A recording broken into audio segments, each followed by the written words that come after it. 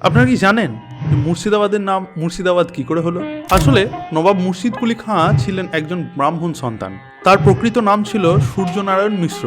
আর্থিক অনটনের কারণে তিনি নিজেকে একজন ইস্পাহনের ব্যবসায়ী হাজি সুফির কাছে কৃতদাস হিসাবে বন্ধক দেন।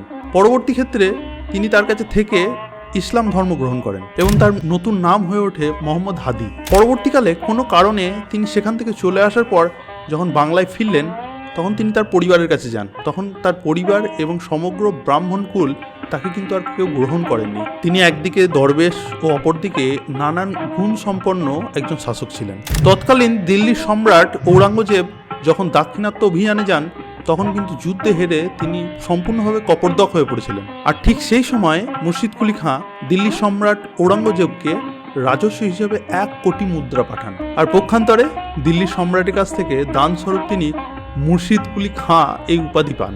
তার সেই নাম থেকেই তার শাসন ক্ষেত্র মকসুদাবাদ পরবর্তী ক্ষেত্রে মুর্শিদাবাদ বলেই পরিচিত হয়।